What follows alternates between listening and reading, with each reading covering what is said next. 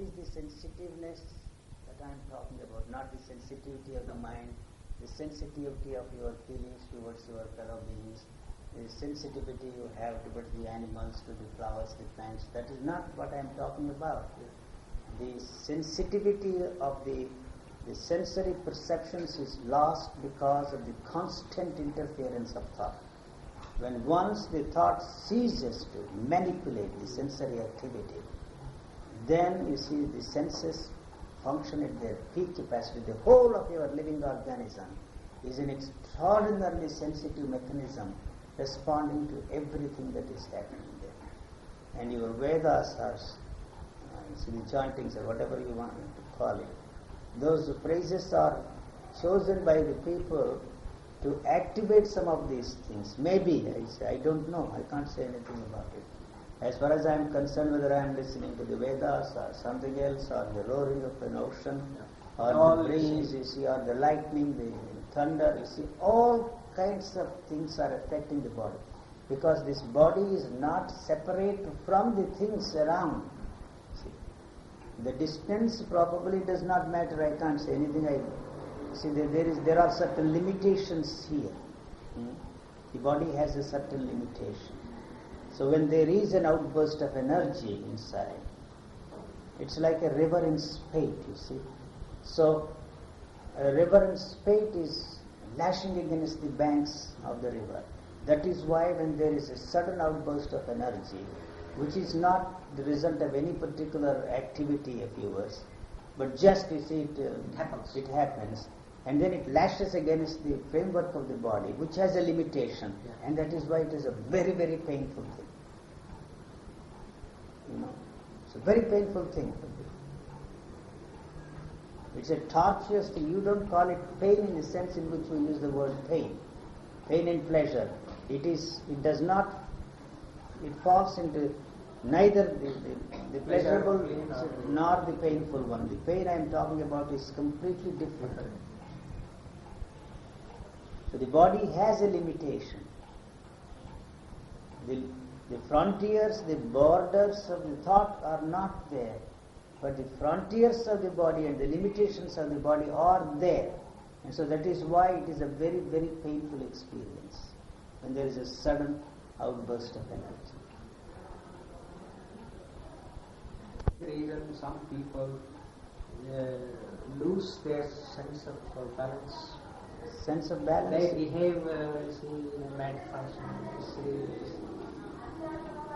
Something has gone wrong with his sadhana, this and that. Before this, you see, you flip, the chances of flipping are more than flying. You see. Because you are playing with the chemistry of the body. That is why I am against all those things, you see. The yoga, meditations.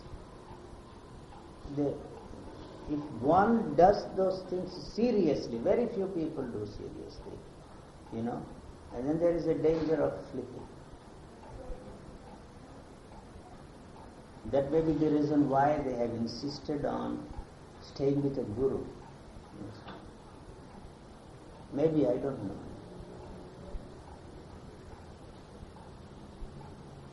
Your question is not very clear to me. You see, this body is not an isolated point in the totality of the electromagnetic field. What creates or what gives you the impression that it is an isolated point is because the thought is creating an isolated point there. It is separating, you see, from the totality of the things. And so the idea of integrating these two things to me has no meaning. It is already an integrated unit. So what you are trying to do is to separate yourself from that and then try to integrate these two things. No, not necessarily. No. You see, the gist of what all I have understood is our thoughts, our knowledge, our trying to do certain things in some beliefs is the one that is causing the separation. Yes. And we have to do away with it. Yes. No, but the thing is how to go about it. Yeah. See, that is where... question, how is the stumbling block? see. You see, that is a very, very clever thing. It is only interested in continuity. Hmm? So when you come to a point where you think there is an impasse, you ask the question, how can I break through this impasse? So the how implies continuity. That is the basic question, the how, the why and what. These are the three basic questions. You always put these questions to yourself, how, why and what, and wait for an answer for these questions, either from within or from outside. So when this realization, or whatever you want to call it, dawns on you, that no outside agency can be of any help to find an answer for your questions, the helplessness that you feel because of your dependence on outside agency also goes with it. So he was only thinking, you see, when the child just has to know how to step, you are going to give that three-wheeler. Yes. Once it starts walking, it has of no use. Yes. I know all those similes. So I was thinking, you see, maybe there are certain things which are means to an end, but you see, if you entirely depend on that, you would be dependent on that only, and you can never become. The very question which you are asking, how, means time. You see, I don't know. It comes to the same word. The time. It's because the questioning mechanism there has come into being in the course of time.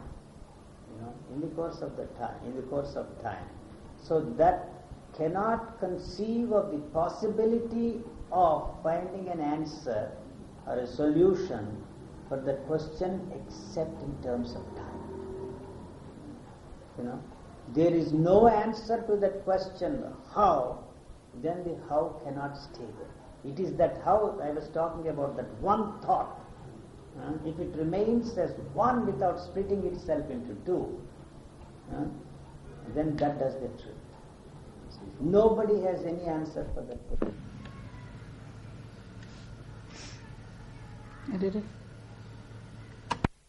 You have to come to that point, the outside agency cannot help at all, because the answers given by others or by me or by anybody, those are not the answers, otherwise the question wouldn't be there. This is what I am trying to emphasize. So they are not the answers. When they are not the answers, how can this question remain there? So you don't brush aside those answers, reject those answers, because you are rejecting the man who has given the answers. See? The authority of some scriptures which you have taken for granted is in jeopardy. Sir, if I can talk about myself, all those things are not existing. You see, there was a time, but you see, I have found the usefulness of that thing is past. I have taken that way only. Or shall we say, we are still, you see, in space for understanding's sake. There is the moon, there is this earth. It has a certain magnetic field and that has certain field. And you see, we are gyrating, and you see, because of some centrifugal forces, we are coming away and away from. The moment I have come away from the Earth's gravity, the other acts and it just pulls. Yes. Shall we say something like that? All that you are. Without our effort, we are pulled again. All that you are saying is valid when you fix up one point there. Yes. You see, that is the most important. That is the most important thing. So all that you are saying is only in relationship with this point. So I am questioning this point. This point itself. So when this point is not there, everything else becomes irrelevant. That is probably what Shankara or whoever was the person responsible for talking of Maya meant it. You see, the measure. Maya means measure. So you cannot measure anything without a fixed point. You see, only in relationship with that you can measure. Reference point. You see, so anything you experience in this field of measurements is an illusion. I don't know. Yes. I make myself clear. Not that this world is an illusion, or you see, you get this pain is an illusion, or that man sitting there is an illusion. It is not in that sense. I am not interpreting this, the text or the statements of others. That is not an illusion. Anything you experience based upon this belief is an illusion. So this point is not there. That is all that I am saying. I can say that this is an illusion, but you cannot accept that. How can you accept that? It is so real to you. It cannot be an illusion to you. I can repeat this 10,000 times, but it has no value. That point is not there at all. I agree, because many a thing, you see, which we cannot do by that method, we will also say, this is not the correct one. If you do it, you are only having the illusion that you will. You see, because it is this point which is thought. The moment the thought is born there is a space and there is a time. So the very fact that you and I are functioning in this three-dimensional space cannot be directly experienced by you. I use the word directly, deliberately and advisedly, because there is a danger of misinterpreting that word directly. That means you assume that there is another way of experiencing things. Directly you can't experience the fact that is so many meters long, so many meters wide, so many meters high. So somebody says the distance from here to your place is 5 kilometers. That statement cannot be experienced by you at all. I don't know if I make myself clear. Yes. So you have to fix a point here. This is the point, and from this point you see that point is 5 kilometers. But this fact of the distance of 5 kilometers cannot be experienced by you directly. Yes. So this is the most important thing. The point is the most important thing.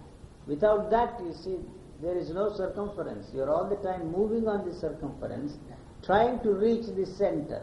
But if this is knocked off, there is no point, there is no circumference. We say we have lost the bearings. You have lost the bearings. So this is the most important thing. Is the point there, the self or whatever you want to call it, the I, the mind or psyche, use whatever word you want.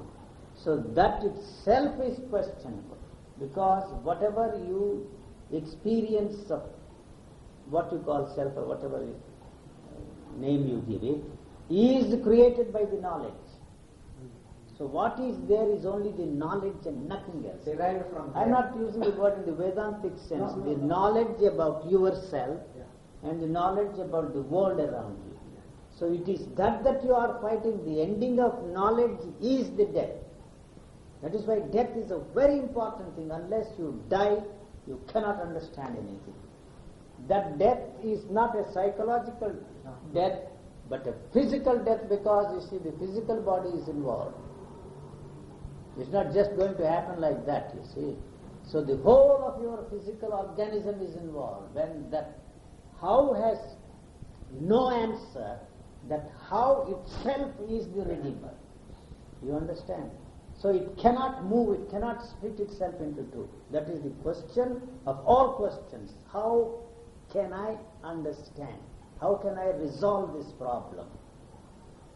So unless you reject completely and totally any help from outside agency, however extraordinary it may be, you cannot proceed at all. You can't say, I reject this, that is nonsense, this is nonsense, this is absurd, that is absurd. You cannot say that. The outside agency you are talking about is there inside of you. That question, how, is there in every cell in your body, in every nerve end in your body. This is all that I am trying to say. That how is not going to disappear just like that. When that how disappears, It blasts every gland, every nerve, every cell in your body. It's not just an intellectual question how.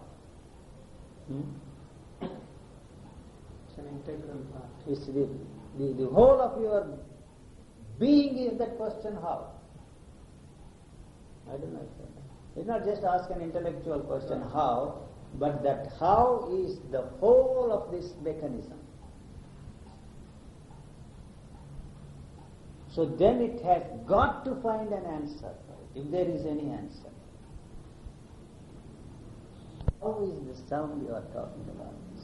How is, the vibration. So if it has no answer, the whole mechanism is one vibration.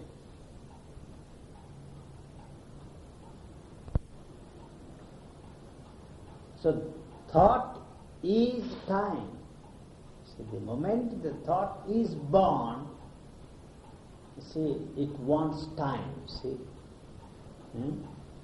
So how is this how going to disappear, There is no So time, There is no time. When there is no thought, there is no time. When there is no thought, there is no space. So in that sense, thought is time, thought is space. It is bound to create the space. And that is the one that is separating. That is the one that is separating. So it is the thought that separates you from the totality of the things and then invents this idea of integrating the two in time. That means nothing is going to happen at all. Nothing is going to happen at all. So is it possible for you not to separate yourself?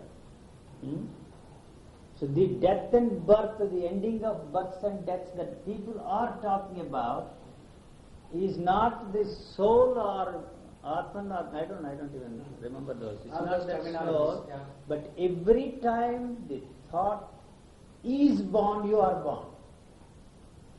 You understand? So the thought in its very nature is a short-lived thing. It has to go. You do not let that go, the thought. So the only way you can maintain the continuity of the thought is through this constant demand for experiencing things. I don't know if I make myself. Yes. That's the only way it can maintain itself. You see, actually there are no two things. There is only one movement of thought. There is nobody who is reading those thoughts.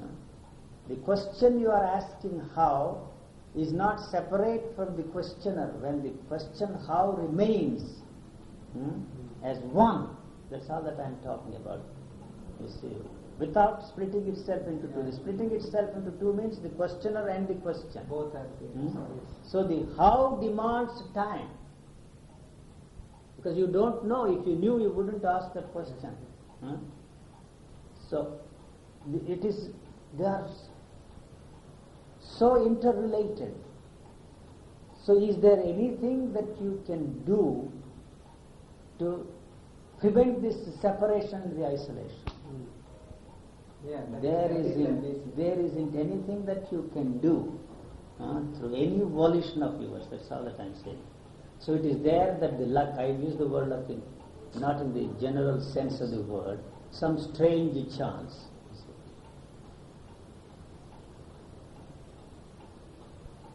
That is the duality that I am talking about, not soul and so this, when this comes to an end, that is the end. The immortality that those Upanishads talked about, I don't want to use it because you think that I am interpreting. So, when once it dies to this duality, what is there is an immortal thing. Not that there is something which becomes immortal, but life is immortal because it has no beginning, it has no end. But the thought has a beginning and it has an end. So that is what is probably meant by the births and deaths coming to an end. So not that you see, this life, next life, third life, fourth life. Not at all, you see. So every time the thought is born there, you are born. It is not permanent, it is disconnected, disjointed thing. It's a continuous. You give a continuity which is not there, which is very superficial, because if you don't know what you are, looking at either inside or outside, that you is coming to an end. That is why it doesn't want to face that. The death that you are frightened of has got to happen here and now. At this moment, the death not of any soul or anything, the death of the knowledge you have about yourself and about the world. It's difficult to put across. So then there is no such thing as death for that man. The body may last for 30 years, 40 years, it has a momentum of its own. Then the body is not yours. Whose body it is? It is one of the many things that are there around you. So this is naturally responding to everything that you can cover yourself with 10 blankets. If there is a lightning out there, the lightning is there inside of you. You see the light there inside of you. You know? So you really don't know whether the things are happening out there or inside. If you talk in this strain to the to the psychiatrist, they think you are crazy. Sometimes such a thing happens, but it is not continuous. Like sometimes such a thing happens. Suppose I hear a sound from outside, a dog barking or some sound. See, momentarily have a feeling it is not coming from there. You are yourself barking, as it were, not that you don't bark. Yeah. You see, you are yourself. Correct. That is originating here inside of you. That is momentary. Not this is what exactly I mean by the ending of the separation. See, you don't know whether that is the eyes may be looking at the dog. The ears may be listening to that. The origin instead of the origin. There. Where is that origin? You see, this is the where out there or here. You really don't know. You understand? So that is the separation. The separation is absent, except when there is a need for it, and that need is not self-initiated, but that need is there when there is when the situation demands. That's all. You are finished. You have no more any self-initiated actions. You may think that I am initiating the actions by myself, but not initiating any actions. So basically it is a unitary movement. What isolates you from what you are looking at and what is happening inside of you is the thought. You see, so in that sense I say thought is space. It creates the space. The space is not in terms of what you are that is separating. The question space. And the questioner, that is the space that I am talking about. So the feeling you have, the feeling of joy, the feeling of happiness, the feeling of boredom, anger. So there is only anger, there is nobody who is angry. So, if there is somebody who is angry, there is a space. You see, the moment you say, I am angry, that implies there are two. So the verb must be knocked off. You see, that is why the verb is the most mysterious part of the language. That gives continuity and links up the subject and the object. I, anger are not two. Am means, you see, I am angry. The subject implies that there is a space. You see, there is only anger there. When there is only anger and nobody who is angry, that is the energy, you see, that will answer your question. You understand? So you the wanting to be free from any one of those things. The anger is the Redeemer. The anger is your Guru. If you can leave that anger alone without knowing what that anger is, so it is an extraordinary outburst of energy. It's a volcano operating there. It's going to burn out everything.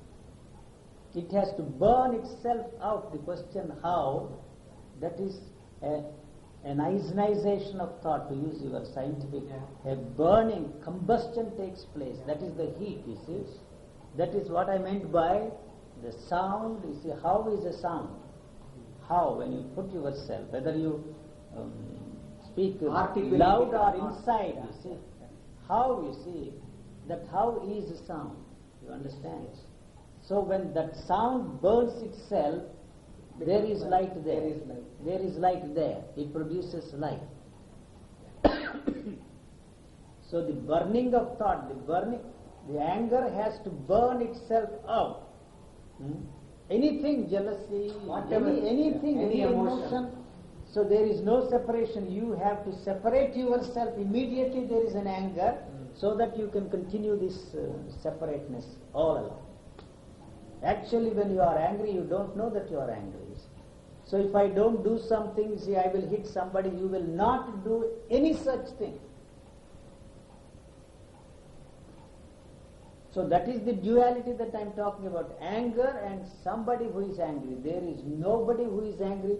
There is nobody who is talking now.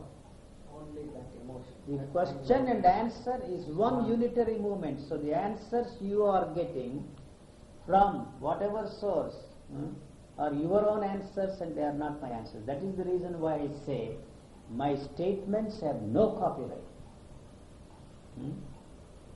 So this is your property. The river is flowing, you come with a vessel, you take some water, and the river cannot claim that it belongs to the river. Nor can you claim that it is yours, because the water there and the water here is exactly the same, but at the same time they are two different things. So this cannot claim that this water belongs to the river. Both ways it is right. You cannot claim that the water belongs to you simply because you have a bucket full of water. The bucket is yours, but the water does not belong to you. So the water does not belong, you see, to me either. So in that sense, in the very nature of things, I cannot claim any copyright for the statements that are coming out.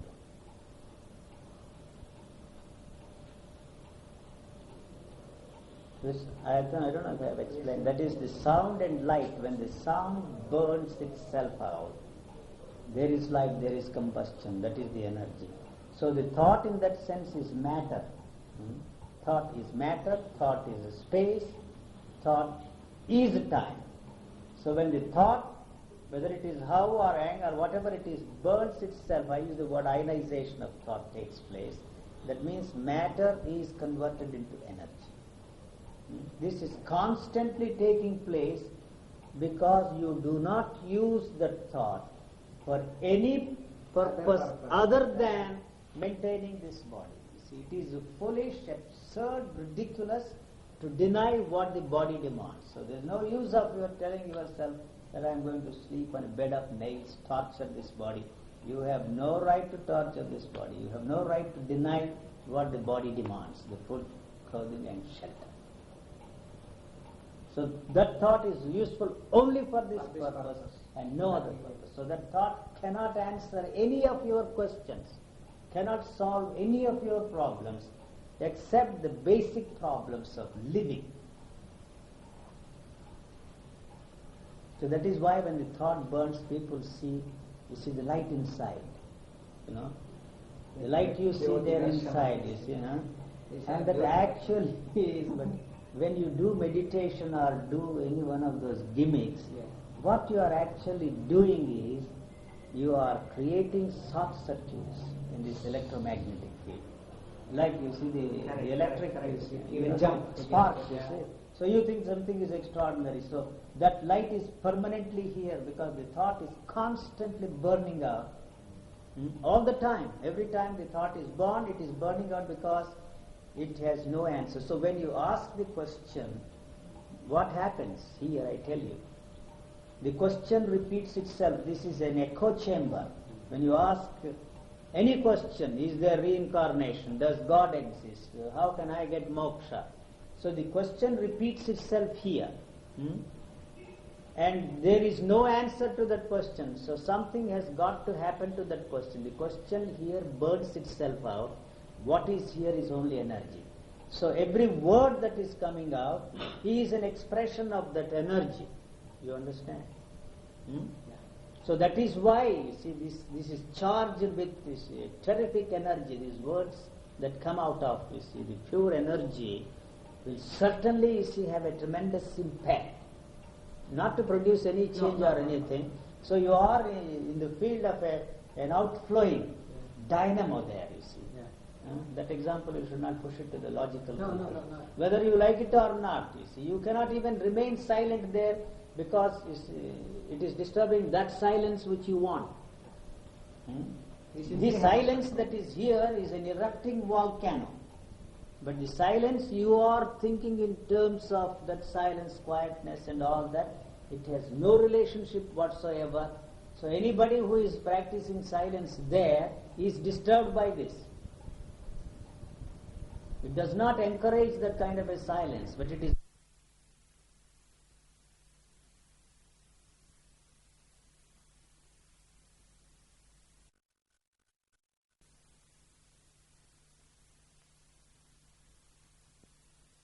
I said that you see the light and sound are interchangeable. When there is a light, there is a sound also there.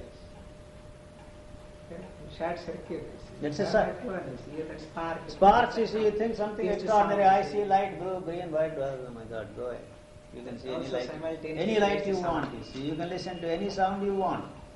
Brahmanadam, you can listen. So you are projecting that is. You are projecting your own ideations and meditations on what you see. You are influencing what you are seeing. So the most important thing is this space and then the time. Space. This is pure and simple scientific matter that I am talking about, not what you read in the textbooks. It is a scientific basis. But a scientist has to think in terms of continuum. Otherwise the whole research collapses. Correct. So he has to talk in terms of continuum. So they have come to the point where they say that there is no such thing as matter, there is no such thing as time, there is no such thing as space, but what is called space-time continuum. Sir, what is the place of this unitary movement in this existence? What do you mean? The whole thing is a unitary movement. Why That are you is asking the the question? The truth. place, huh? That That is is a the fact. truth. That is a fact. And the fact of the matter is it is a movement. That is the reason why I always use the word life is movement. It is moving all the time and it has no direction. You want to give a direction. See, when I say the movement, I literally mean the movement because when you are nodding your head, where is that? You are nodding your head. I don't nod my head in unison with the movement of that.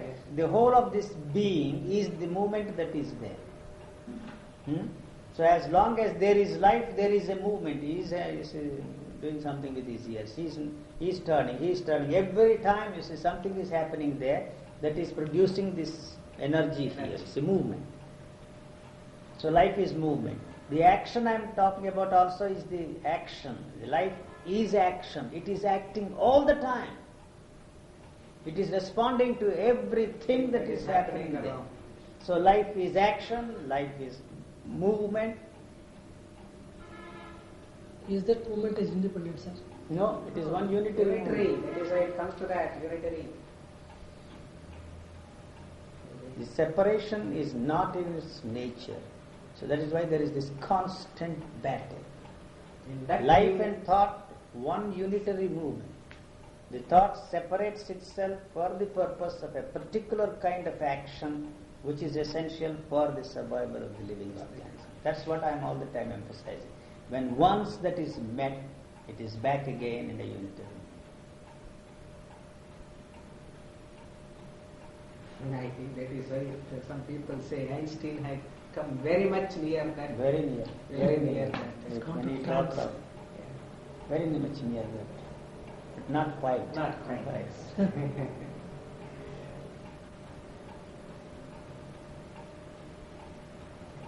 It is discontinuous, you see, always. There is no continuity. Quantum? Quantum theory. Yes, I don't know, this I studied 40 years ago. The motion and the impact of motion are discontinuous and cannot be predicated. You can't say that. You can't predicate anything, you see. It's a discontinuous thing.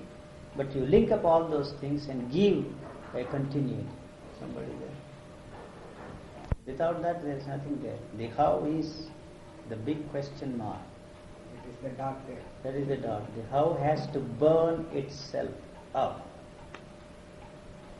If you are waiting for an answer either from outside or from inside, It's a frustrating. it cannot, because it's the time. The time. It has invented the timeless, which is a bogus thing. There is no such thing as the timeless at all. Because this tricky time is pursuing what it calls timeless. So that means there is a time here, you see. As long as the time is in operation, we used to write essays, time and timeless. My professor dictated 15, 20 pages and we had to memorize and reproduce it in the question papers. No such thing as timeless at all.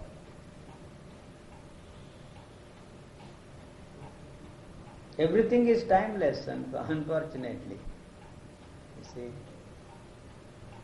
it's the reincarnation, not that there is a soul which takes its birth next time, you see, next life, and these births and deaths will come to an end at some distant future. No.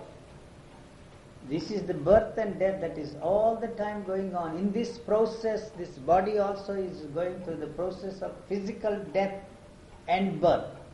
And it is renewing itself. And when once it cannot renew itself, the body drops away. That's all. Seed, and it will take its own time, and it may not leave. Because it's just like the cotton, the bales of it is there, at one end you put the fire. It penetrates slowly. But you must catch the fire. That's very difficult. The splinters come. But only it will hit some, not others. What is he is saying? What I am telling is sadhana. At least he admitted he has given a place for sadhana. That's most important. That's one change after this Brahmanaspati Yoga, that he has given a place for sadhana also. And yesterday he was ridiculing the saints, but the saints are the saviors of mankind, because otherwise society will not be what it is, at least today. But sages are no doubt far above the saints. To give place to sages, to respect, to regard, it is saints that are necessary. They act as a link between the humanity and the sages. It is there that the role of the saints are required.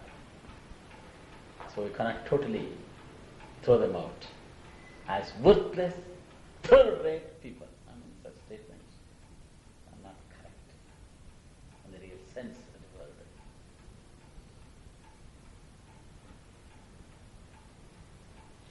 To bring always the magnetic field, the current, the sound, the light, interpretation and all those things. And the Vedic chanting is the content of it, I don't know, he says.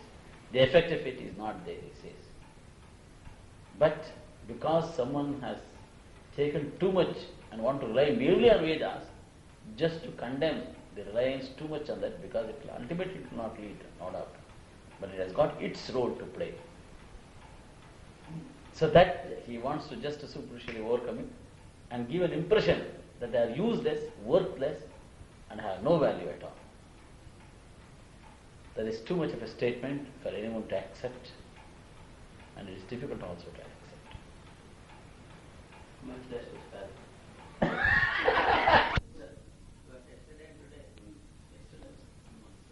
really good. And a cause for everything, for mystic experience, so that you want the repetition of it, reproduction of it, and continuity of it. You want more of it. That is the mystery. That will take you away from the path and the goal. Thus we call the siddhis and small things. Sarada types. So that's why many will be caught up in that. And it is so glamoring and glittering, will be allured, and finally they will bring the liberation also.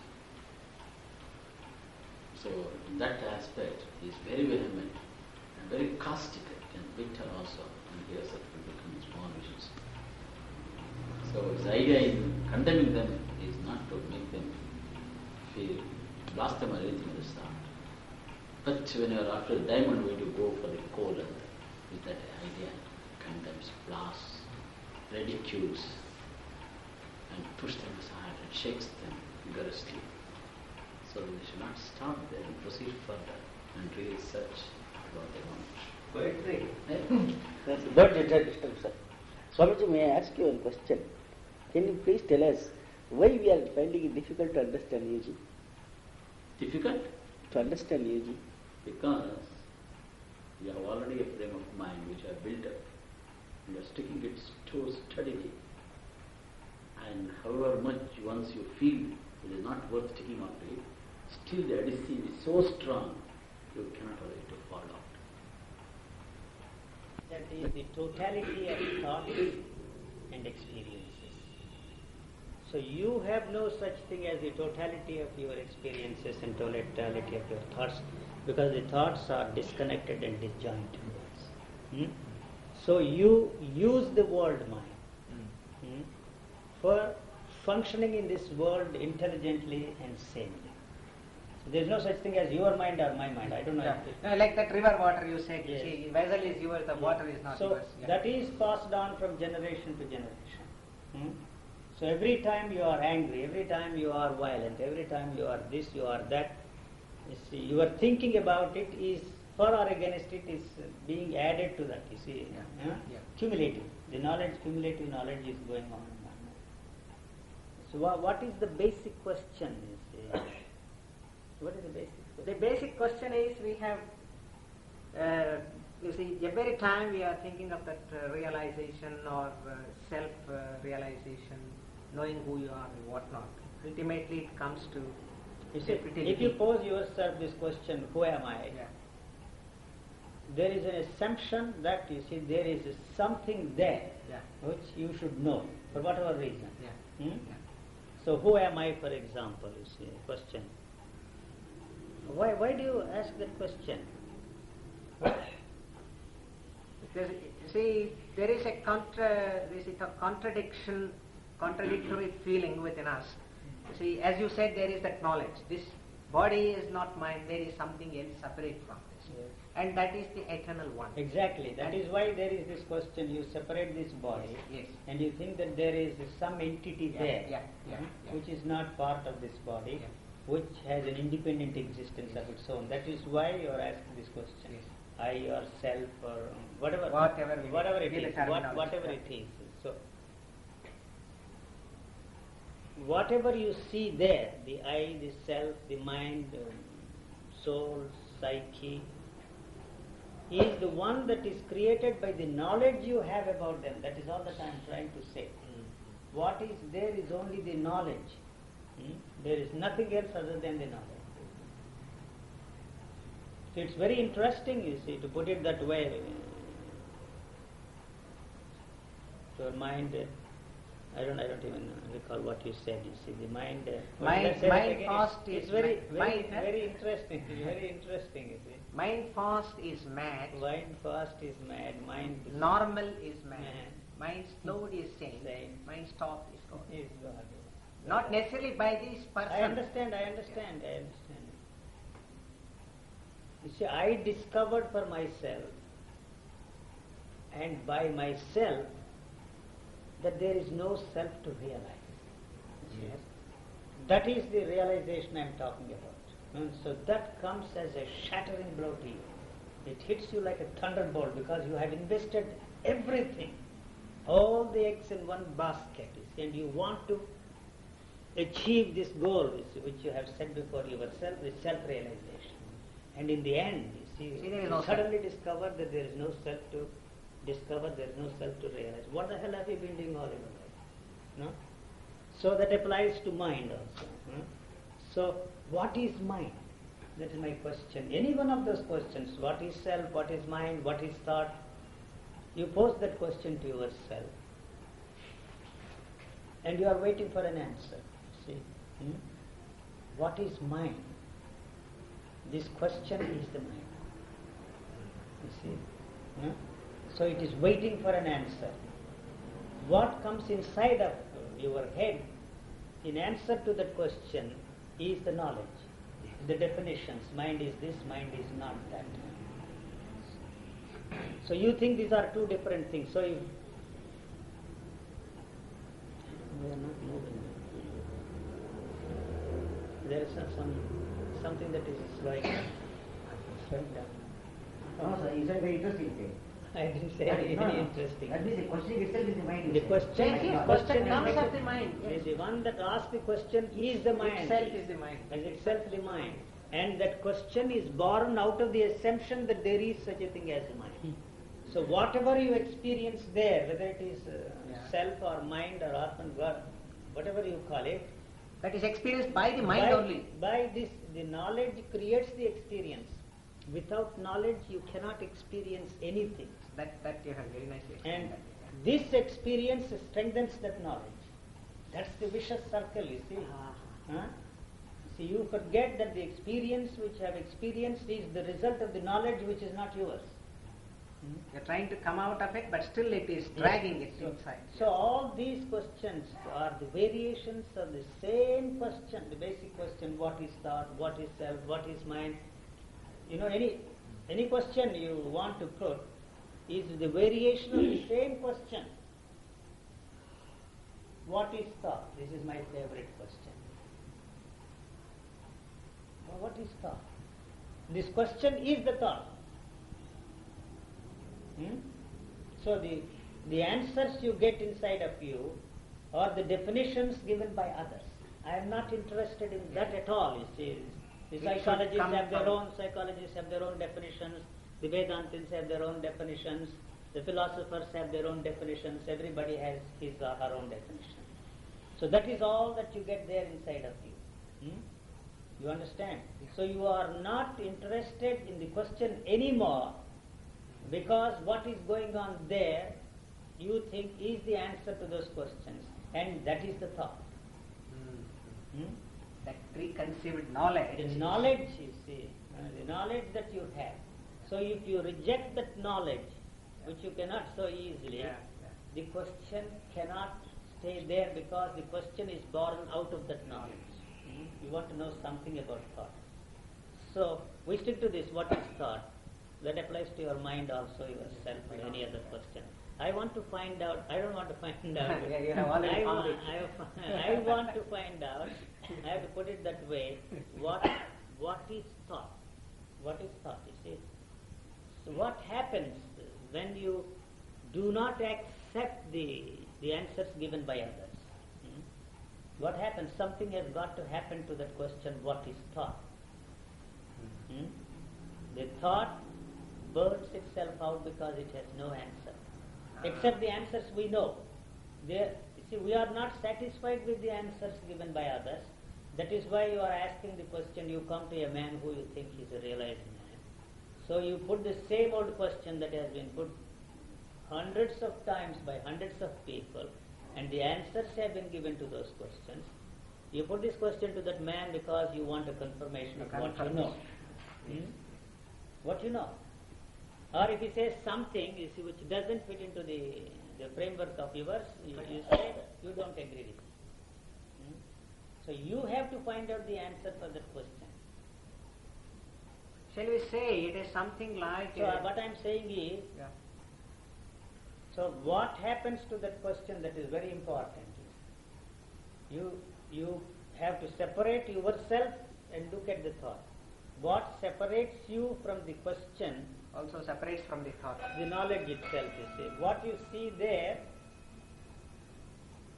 is the thought, and this question is born out of that.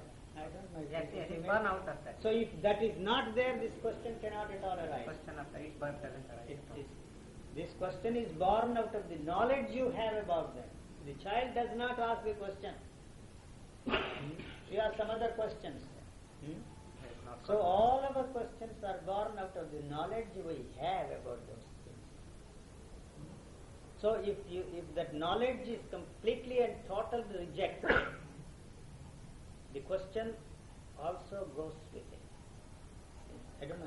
Yeah. It is. So it doesn't go out along with it. So something has got to happen to the question. That question burns itself out, and what you have there in the place of this question is the energy. So this question, thought, is matter, is what I am saying. So the matter is not turned into energy, it burns itself. The question burns itself Yeah. And it produces energy. You can experience that, you see. That's why I'm talking. It's not what is there in the books, you see. So every time I ask the question, you see, it is something new I have to answer. I have to find the answer for myself. Not what the answer I found yesterday is not the answer. But when the question cannot stay there, something has got to happen to the question, and the question burns itself out, and what is there is energy. So thought is matter. Yes. So when that burns itself out, what is there is energy, and which is the manifestation of life.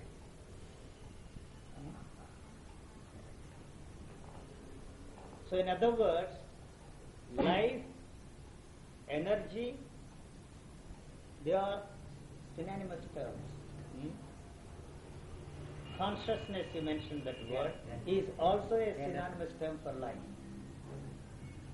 So you have no way of touching, you see, the consciousness anywhere because it's too immense. You cannot know anything about that consciousness. It has incredible depths. It can only be aware of itself, be conscious of itself, but you have no way of knowing anything about that consciousness. It's too immense. Not even the fringe of it. Not even the fringe of it. The consciousness we are talking about is only thought. You become conscious of your feelings, you become conscious of your things around you, but don't talk of the consciousness at all. There's no use in talking about it as cosmic consciousness, divine consciousness. They don't mean anything at all. You have no way of knowing anything about life because this dead structure cannot touch that, cannot capture that, cannot contain that, cannot give expression to it. So you have to leave that alone. I don't know if you are off the tangent. So what is the basic question? See, when I say thought is matter, I don't mean that you create matter. No. It is linked with the matter. You don't create anything, you see. But as far you have not created the clock, you have not created the tree out there, you have not created me, you have not created the world. But you establish your relationship with the things around you and with the things inside of you through this thought. For example, this I always give there is a sensation of touch. Yeah. The sensation of touch does not tell you whether this is hard or soft. Linked with the knowledge. The knowledge, you see, the thought interferes and tells you that this is hard. See, the moment the thought comes into the picture here, it has created the space. You understand? The space is not mysterious. Yes. So in that sense, thought creates a space. The thought, otherwise there is no space here. When there is no space here, you can't say whether this is hard or soft, whether this is animate or inanimate. So it is the thought that creates the space and tells you that this is hard, that this has no life, and so you say that this is an inanimate object and this is an animate object. But where exactly is the energy? Is it here in your hand or is it down here in this stone on which you... Where is it? You don't know. You have no way of knowing that at all. So it is the thought that has created the matter in the sense that it has given the solidity, the substance and the hardness to this object. I'm not speaking metaphysics, I'm just explaining to you the anatomy of the sensory perceptions, what is going on and what the thought that plays in this. That's all that I'm saying. So you have, with the help of thought, experience the hardness of this object. So this is matter. So when the thought is not there, what is there is only energy and not matter. So where is that energy? Is it in your hand or is it in this hard cement block? Where is it? You don't know. So it is all one energy. I don't know if I make myself. It is not that the matter turns itself into energy, but there is always energy but no matter at all. That is what you see probably Einstein meant when he said there is no such thing as matter at all. In the beginning we studied about matter. In the final analysis you can't talk of matter at all because there is no such thing as matter at all. So in that sense, thought is matter because it is a thought that has created this matter. It is the thought that has created this space. And if you want to know something about what I am talking about, it is only through thought, so the time has come into the picture. So in that sense, thought is matter, thought is space, thought is time. So what I am saying cannot be experienced by you except through the help of thought. So in other words, as long as that movement of thought is there, so long it is not possible for you to understand what I am talking about. When that is not there, there is no need for you to understand. It is in that sense I say that there is no need, there is nothing to understand. As long as the thought is there, you want to understand what I am talking about. So you cannot understand that through that movement of thought anything that I am talking about, except as concepts. So your reference point to those concepts are either philosophical or scientific or psychological. Wherever we go, it comes to the same. You have to come to same the thing. Yes. Wherever you start, whatever comes, you start. But in a way, I was thinking when I said the sound created this universe, or See, the thought created. in the other universe. words, you cannot separate sound from light and light from sound. But in our normal concept, why can't you see? We have to. You see, this building is constructed. First, it has come as a thought in the mind of the engineer. So in that sense, you have created this. But now you see your relationship with that is only through thought. You have not created that. We have placed it. In No, you have established a relationship with that object out there. Doesn't matter who created it, only through thought. That is how later I understood about it. Or if you want to get something done, you must give a command. And No, this. you are- That is also through sound again. See, this is created. That is how I had understood. But this is more classical way of understanding. That is how I had understood. No, I don't know. Are they taking down notes? How does all this practically matter? It has no value at all. What does it say about the matter of the energy? Because the questions, No, sir, I'm asking you seriously. it is not How does good. it actually practically help me? Not Whether I at know all. this is energy or matter. It doesn't help you at all. As far as I can see, the art things are matter. It doesn't help you at all. How can I say this is not thing? That I myself saying that it's not going to help you at all. Philosophical stuff. But still, whatever you say, all emotions are very real to us. Whatever the emotions. Why do you turn them into problems? That's my question. Real, they cannot be problems. You want to be rid of them. Why do you want to get rid of them? Or why do you want to see Or you want something to- else? No. If they are real, they cannot cause you any problem. Now suppose the desire comes. Some desire is coming. You see, If listen, he is not satisfied, then only the desire comes. I have talked about this desire umpteen number of times. Umpteen number of times. It is not the desire that is really the problem. Because if the desire is not there, you are dead. The desire is life. Because there is life, because this is living, the desire is born there. It is not the desire that is the problem. It is the thinking about the desire that creates the problem. But he cannot escape from it. That is exactly what I am saying. You cannot leave the desire alone. Because we have all been turned into neurotic beings through the help of this wonderful culture we are so proud of. Not Is it? anymore. Not anymore. So proud. No, even without that, that will be there. How can it be? You see, tell me. For example, desiring a thing, suppose if it is not getting. Leave alone That- culture. all and right, other listen, things. no, listen, you see, listen. You see, there is a desire there. Assuming for a moment that there is a desire. Yes. What happens to that desire? I do not know. No, I no, just I am desiring to get. No, it. you are not. You see, you desire now. You see, we are talking about these things which are not in operation at this moment. That is really the problem. See, you can never look at the desire. It is not possible for you to separate yourself from what you call desire.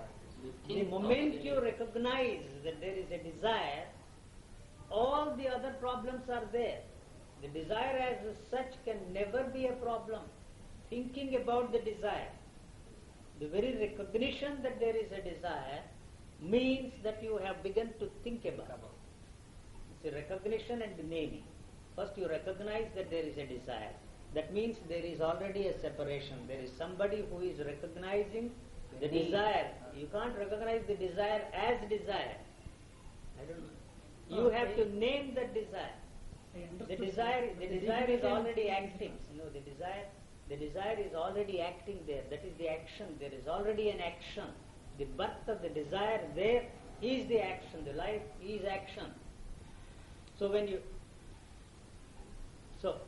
the moment you recognize desire, you have separated yourself from the desire. Then begins the problem, fulfillment of the desire or the suppression of the desire.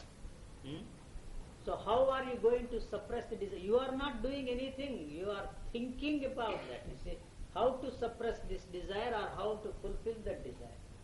So you are thinking now. So it is the thinking that has created the problem.